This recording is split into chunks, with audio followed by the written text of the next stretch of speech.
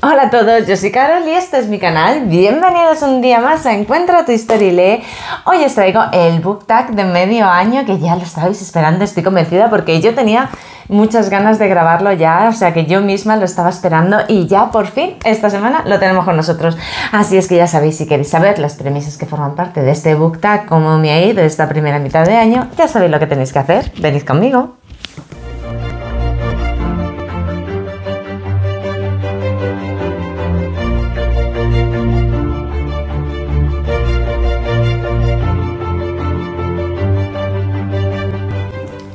Hola a todos, ¿cómo estáis? Espero que fenomenal y con muchísimas ganas de hablar de libros, porque hoy estoy con el book tag de medio año, con lo cual tenemos 11 premisas enteras para hablar de libros. Yo tengo por aquí mi chuletilla que me vais a ver consultarla de vez en cuando, porque sabéis que nunca soy capaz de aprenderme las premisas de los book tags, pero bueno, espero que salga fenomenal y que os guste a todos muchísimo. Este año 2025 llevo leídos 23 libros, 24 hasta este momento, pero bueno, de 23 son de los que os voy a hablar, ¿no? 23 he usado en el pool de medio año, que eran los que correspondían, ¿no?, a la primera mitad del año. Y nada, tengo muchas ganas de compartirlos con vosotros, porque además han sido libros bastante buenos y me apetece mucho contestar a todas estas premisas con vosotros. Así es que vamos allá. La primera premisa: el mejor libro que has leído este año. El mejor libro que he leído este año hasta el momento es otro de los que no os voy a hablar ahora, porque aparece más tarde en el book tag y no era sustituible en esa premisa, en esas premisas en las que aparece, luego os lo diré. Así es que he elegido al segundo mejor. Esto no os lo he dicho, pero voy a hacer muchas trampas en este book tag. Ya sabéis que yo soy de hacer trampas, pero es que en este book tag la verdad es que me ha costado ubicar los libros en las diferentes premisas de las que vamos a hablar. Pero bueno, me centro en este.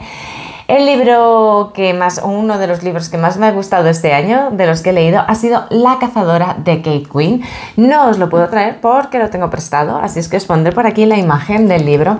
Es un libro absolutamente maravilloso, como lo es su autora y todo lo que ella escribe. A mí Kate Quinn, sabéis que me encanta, que me enamora, que me mantiene en vilo desde la primera hasta la última página, y que es una autora súper directa, súper práctica, que no usa dos palabras si puedo utilizar una. Además, este año La cazadora me lo he leído en inglés y es aún más enriquecedor, ¿no?, leerla en su versión original, porque siempre ya sabemos que las traducciones, por muy bien hechas que estén, de alguna manera se pierde una parte de la esencia de lo que transmite el autor. Y a mí leer a Kate Quinn en inglés, la verdad es que me ha gustado mucho y os lo recomiendo mucho, ¿vale? En cualquier caso, os diré que, bueno, la historia es un poco complicada de explicar. Estamos hablando de una historia a dos tiempos, ¿vale?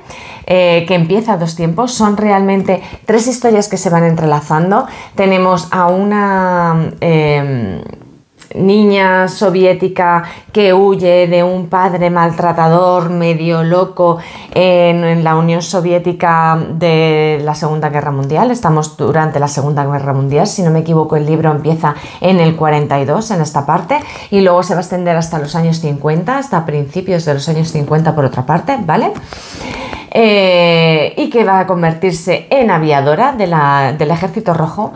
Tenemos a una mujer misteriosa que es alemana y que es a la que se conoce como la cazadora, y que, bueno, pues es una criminal de guerra. El libro comienza después de los juicios de Nuremberg, ¿no? También una de las partes se comienza después de los juicios de Nuremberg, donde nos explica que ha habido mucha gente que ha sido juzgada por crímenes de guerra, pero que ha habido mucha gente que no, entre ellos esta cazadora, que de alguna manera es un pez pequeño para algunos, porque no para otros, ya veremos por qué.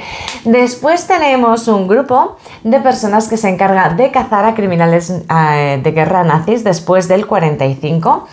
De hecho, esta es la línea temporal que nos va a llevar al 50. Y por el otro lado tenemos una familia en Estados Unidos que se va a ver envuelta en situaciones un poco complicadas relacionadas con todo esto. Entonces tenemos caza de criminales nazis, en particular de esta cazadora.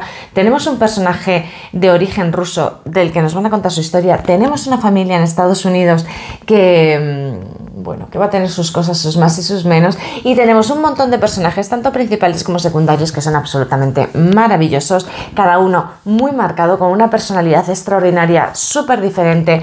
Kate Quinn, con 4 palabras, es capaz de dibujarnos a unos personajes y de que casi los podamos ver físicamente, de que los conozcamos psicológicamente, de que sepamos cómo piensan, cómo reaccionan y que de alguna manera todo nos cuadre tanto, ¿no? Ella es capaz de coger varias líneas temporales, varias historias y hacer con ellas un corpus único, ¿no?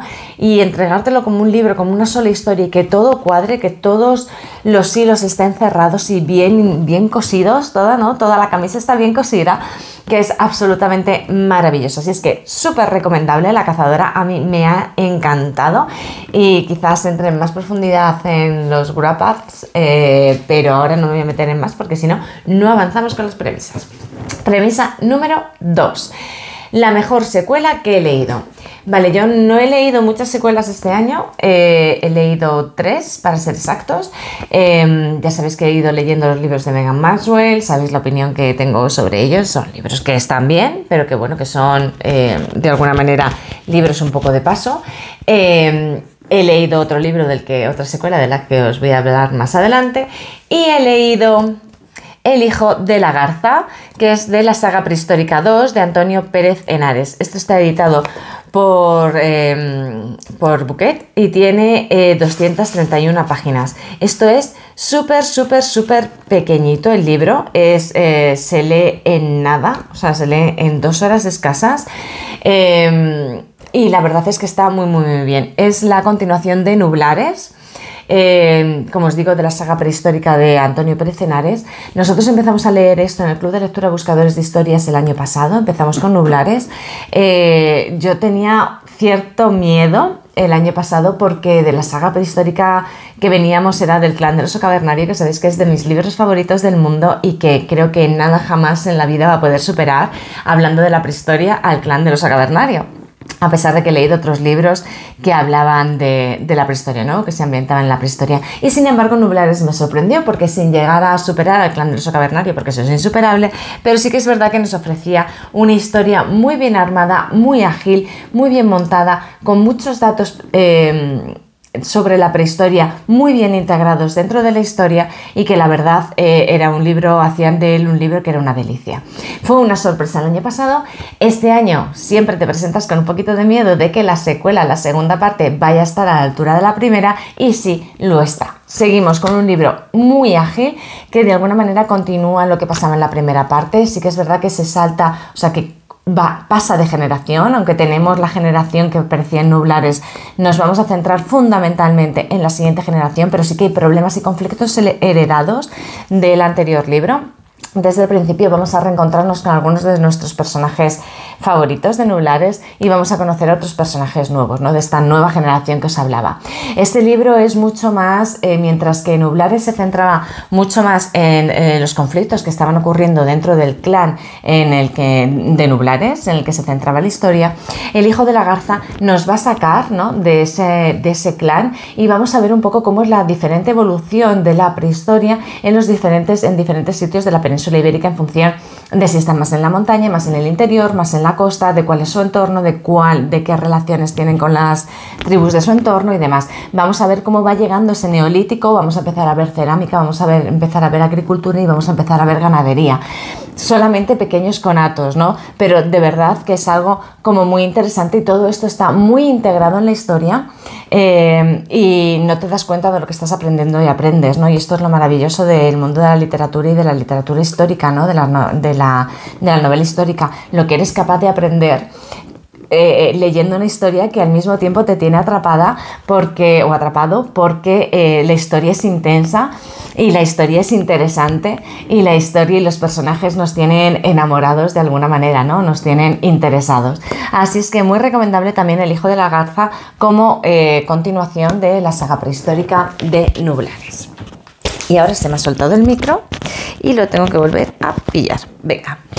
La tercera premisa es novedad que quieres leer. Bueno, esto yo lo tengo clarísimo, una novedad editorial que tiene que venir este año y que yo estoy como loca por cogerlo y que va a ser el libro, esa novedad, ¿no?, que nos hace esperar todo el año, todos los años.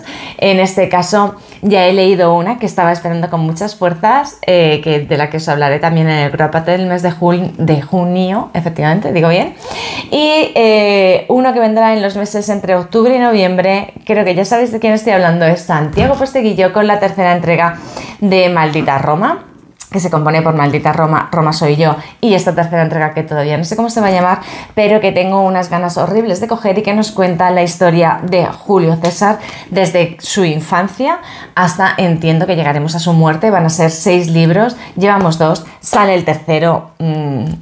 O sea, ese es el libro que el día en que salga está en esta casa. O sea, no tengo absolutamente ninguna duda de que así va a ser y de que va a ser un libro maravilloso, como son los 2 anteriores de Julio César y como son todo, absolutamente todo lo que he leído de Santiago Posteguillo, que cada vez me gusta más y cada vez me tiene más interesada en el mundo romano, y que para mí, ya os lo diré más adelante, ¿no?, también, porque Santiago Posteguillo vuelve a aparecer en este tag más adelante, pero que me ha hecho de alguna manera cogerle gusto al mundo romano de una manera increíble.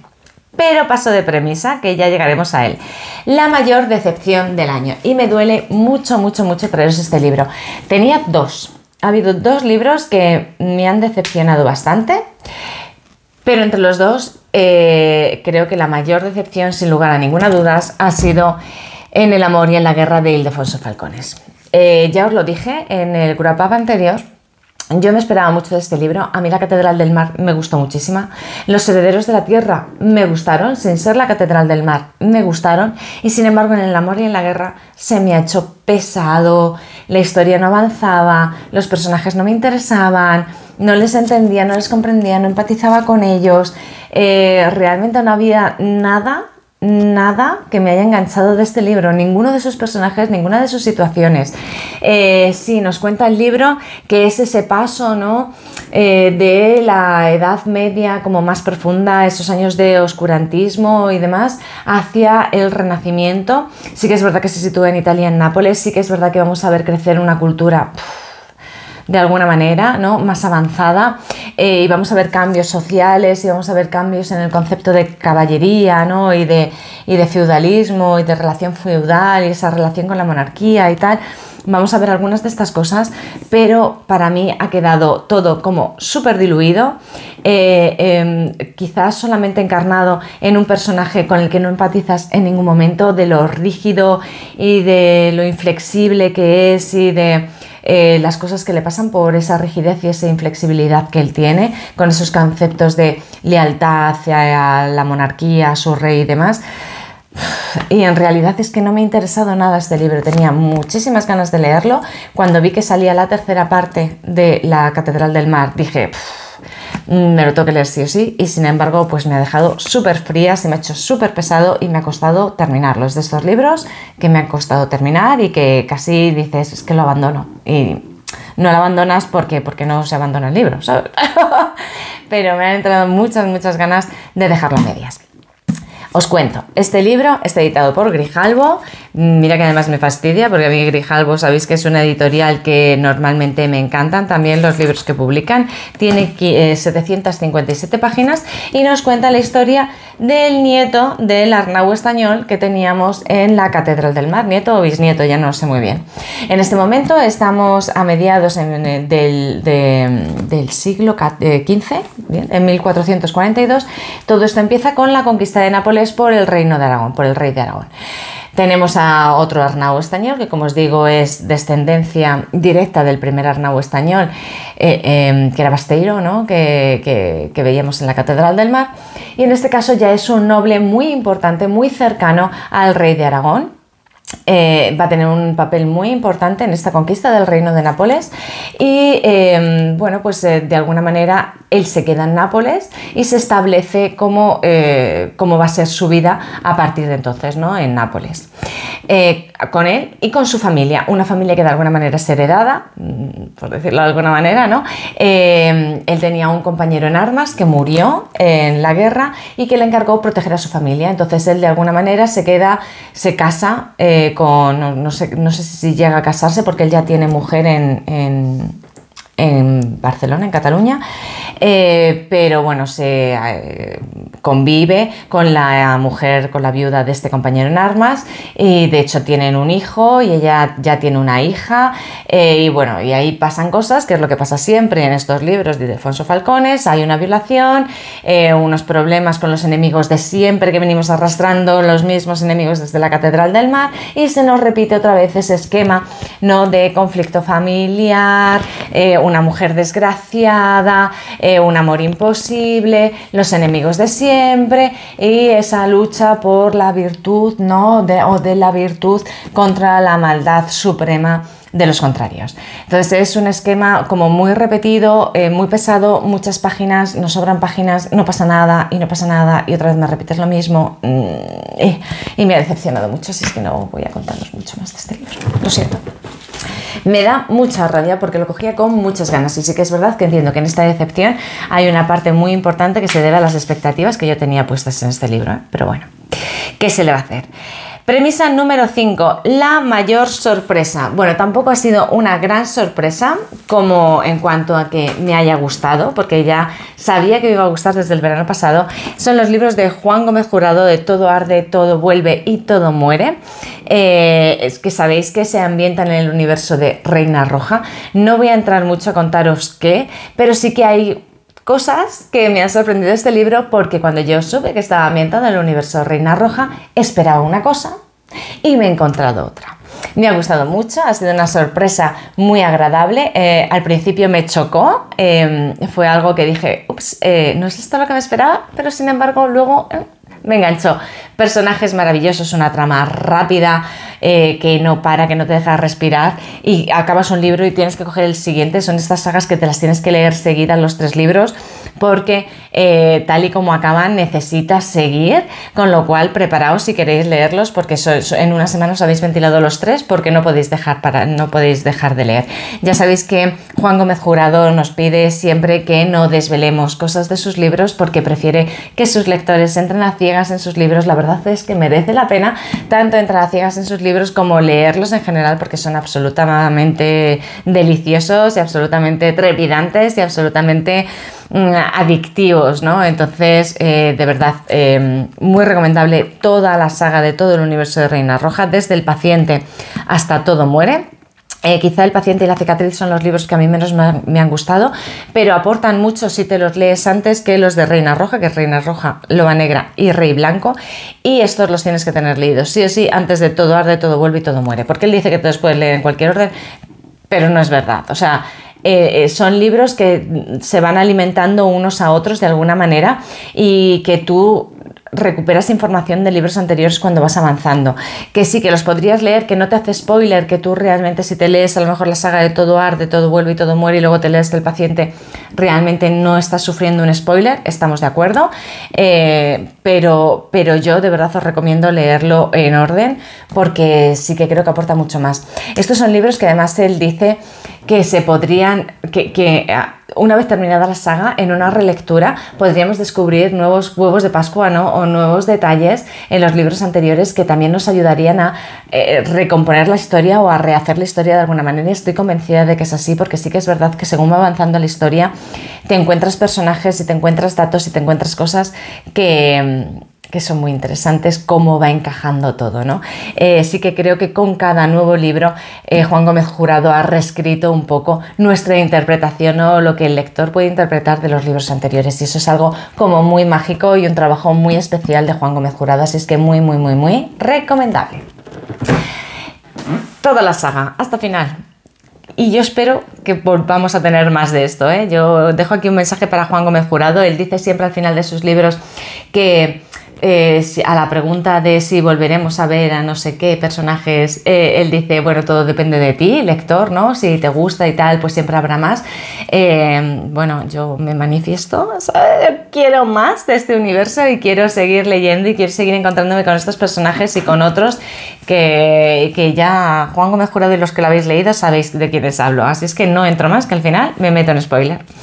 Venga, y no quiero. Premisa número 6. Nuevo autor favorito. Bueno, esto también es una trampa, porque no es solamente mi autor favorito, no es que sea nuevo, pero sí que es verdad que yo creo que no lo he colocado como autor favorito en otros book tags de medio año o de fin de año, y entonces quería colocarle en este, porque la verdad es que para mí está siendo magia este hombre. Y no es otro que Santiago Posteguillo. Os traigo aquí en los libros de la trilogía de Africanos, que es la última que me he leído, con Africanos, el hijo del cónsul, Las legiones malditas y La traición de Roma. Esta es una trilogía, la última que he leído de Santiago Posteguillo, que es absolutamente increíble. O sea, librazos, qué historia, Escipión, qué maravilla, él... no me acuerdo del nombre de su mejor amigo, pero también... Lelio, perdón. Su familia, o sea, su padre, su tío, su madre, sus hijos, su todo, o sea, Cornelia, absolutamente todo brutal, muy brutal. Me ha encantado su hermano, me han encantado todos los personajes, me ha encantado la historia de Publio Cornelio Escipión, me ha encantado cómo me lo cuenta Santiago Posteguillo, cómo cada libro tiene una entidad tan especial, tan diferente, cómo los personajes van creciendo, van cambiando, van evolucionando. Todo lo que pasa, cómo entras en la mente de todos estos personajes, cómo comprendes todo lo que pasaba en aquel momento, cómo era la época, cómo era la República Romana, qué peso tenían los diferentes senadores, las diferentes familias romanas, cómo eran esas intrigas políticas, cómo afectaban y cómo eran capaces de manipular, ¿no?, a la gente, al gobierno, al Senado, para unos fines, incluso cuando se salían, se escapaban de toda lógica. O sea, alucinante, maravilloso. Lo que aprendes con estos libros es brutal. Como os decía antes con los libros de Nublares, todo tan integrado en la historia que no te das cuenta para nada de que estás aprendiendo, y sin embargo estás aprendiendo no solamente de Roma, sino de los pueblos que de alguna manera interactuaban y convivían con Roma en aquella época, ¿no?, de Cartago, de Aníbal, la figura de Aníbal. Realmente Santiago Posteguillo es un maestro de la época romana, sin lugar a ninguna duda. Cómo te metes en batallas, que a mí siempre es lo que me ha dado muchísimo miedo, ¿no?, de los libros de romanos, ¿no? Centurias arriba, centurias abajo, ¿sabes? Combates, perderte en campos de batalla, y sin embargo con Posteguillo lo vives con una emoción. Él solamente te cuenta las partes de la batalla que son más estratégicas, ¿no?, que realmente están definiendo a los personajes, ¿no?, por lo que son y por lo que van a ser, y cómo esa batalla afecta a lo que es y a lo que va a ser los personajes que intervienen en ella, no solamente Publio Cornelio Escipión, sino otros personajes secundarios de los que te enamoras en muchas ocasiones, con lo cual, bueno, para mí Santiago Posteguillo me ha quitado el miedo a ese mundo romano, a esa novela de romanos, a esa novela de combates, de campos de batalla, de centuriones y demás, y me ha abierto un mundo maravilloso del que ya no quiero salir. Estoy deseando seguir leyendo a Santiago Posteguillo. Me queda la trilogía de Trajano por leer, y me queda lo que saqué a final de año, de lo que ya hemos hablado, ¿no?, de Julio César. Y ya estoy impaciente porque siga sacando libros y siga abriendo sagas, porque es que de verdad que creo que serán libros que releería, que releeré, porque me interesa muchísimo y me ha gustado mucho cómo lo cuenta y los personajes y todo. Así es que nada, muy, muy, muy, muy recomendable. Me preguntan por un nuevo crash literario en la premisa número 7. Os habría traído a Publio Cornelio Escipión, por eso todavía no he soltado esto, pero por no repetir, os traigo a otro que también me ha gustado. Ya sabéis que para mí Red Butler es el crash literario por excelencia, entre Red Butler y Aragorn. Pero para mí son estos dos personajes masculinos que habitan en mi corazón para siempre, ¿no? Pero sí que es verdad, bueno, que todos los años hablamos de un nuevo crash literario, Publio Cornelio Escipión a mí me ha gustado mucho como hombre, como personalidad y como lo hace. Sí que es verdad que en el último libro pierde muchísimo, pero bueno, es un libro más crepuscular que nos va a hablar de los últimos años de su vida. Así es que os traigo un personaje masculino que no pierde en toda la novela, sino que va ganando. Es de La cocinera de Castamar, de Fernando J. Muñez. Os estoy hablando del conde de Castamar, Diego de Castamar, que es un personaje masculino, pues lo más arquetípico que te puedas echar a la cara, ¿no? O sea, es un personaje masculino noble no solamente como clase social, sino de corazón noble, que honesto, que se enamora y se enamora de verdad, ¿no? Que es pasional y protector y, ¿no? Pues el típico caballero andante del que todas hemos oído hablar, ese príncipe azul de alguna manera, que tiene un carácter un poco así en algunos momentos, ¿no? Un poco tal, que un poco complicado en algunos momentos, pero aún así siempre por las pasiones y por el amor que le despierta todo, ¿no? Las personas a las que quiere.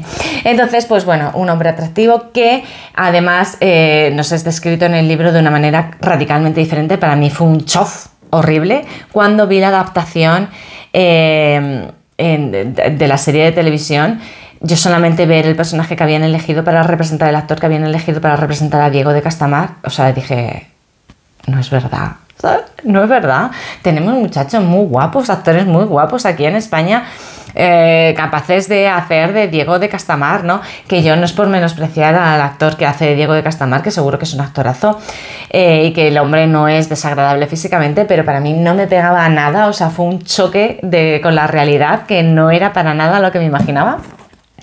Y con lo cual tenéis que leer el libro y no ver la serie para saber de lo que estoy hablando y por qué os presento a Diego de Castamar como mi nuevo crush literario, o como alguien que podría ser un crush literario, porque ya sabéis que yo no salgo de donde salgo, salvo por Publio Cornelio Escipión, que también me hace ojitos.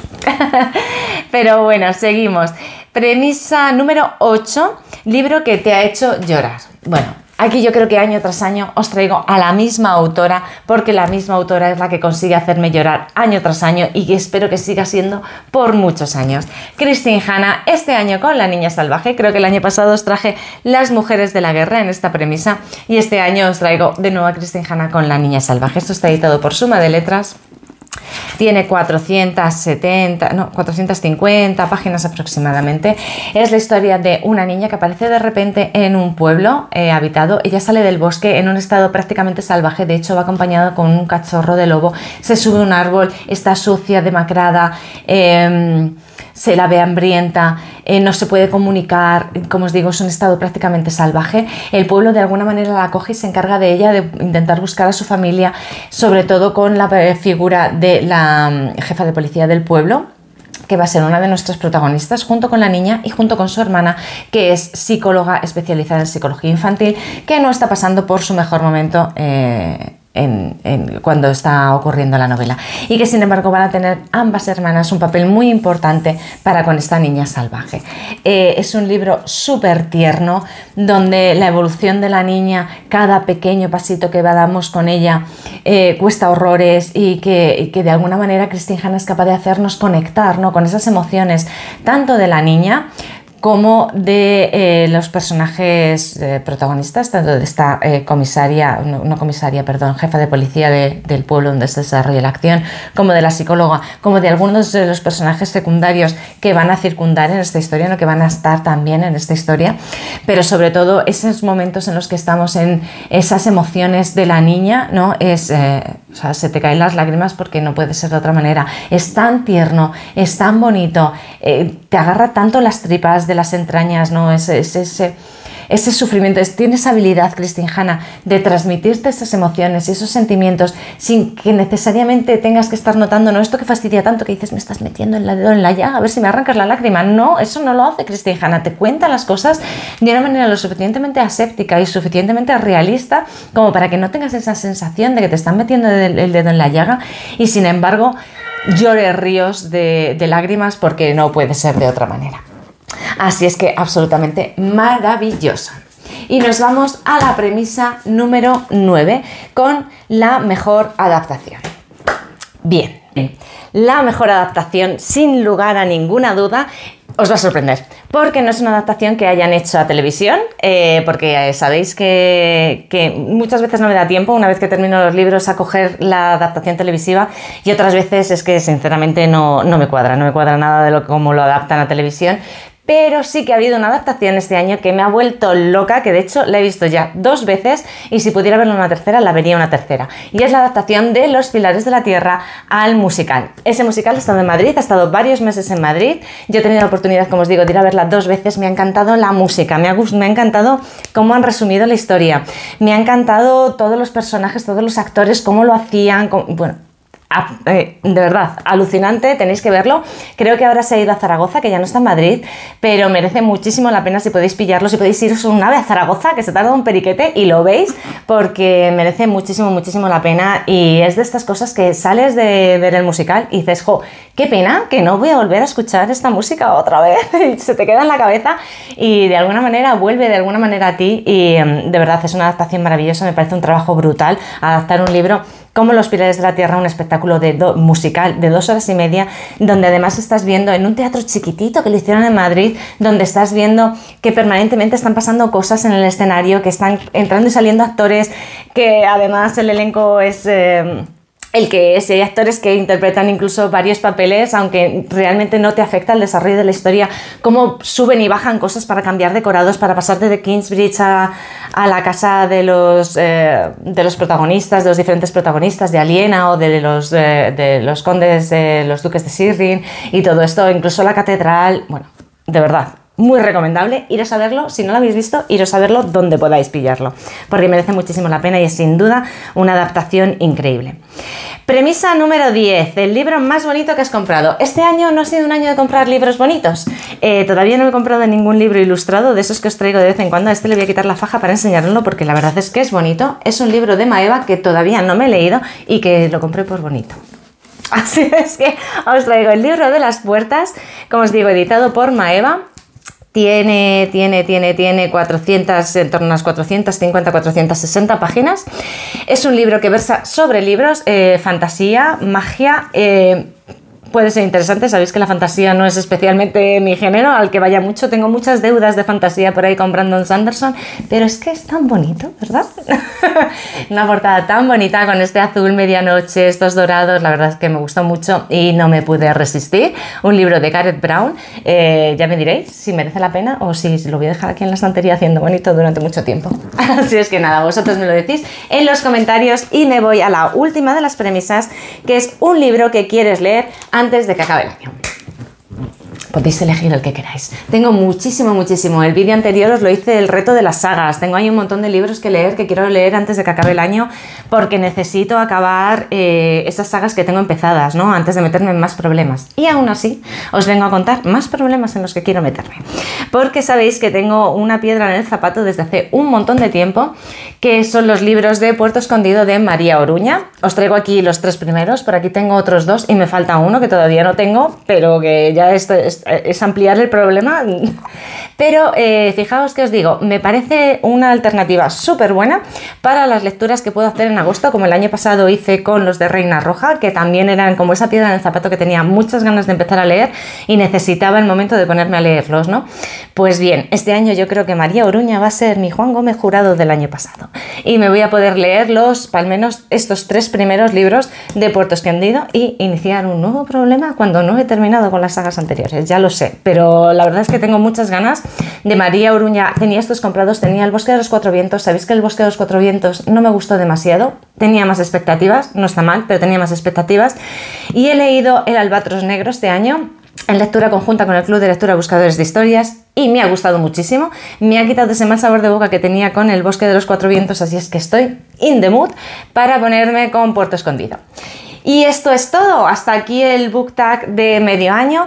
Espero que os haya gustado. Dejadme, como siempre, ya os digo, por ahí en los comentarios si os ha gustado, si no, si habéis leído estos libros, si no, si habéis visto Los Pilares de la Tierra, el musical, y cualquier cosa que se os pase por la cabeza para que pueda leeros y contestaros, y que esto sea un camino de ida y vuelta en el que podamos disfrutar y compartir lo maravilloso que nos da el mundo de la literatura. Si os ha gustado, le dais al like, os suscribís para que el sistema os avise cada vez que yo subo vídeo, y nos vemos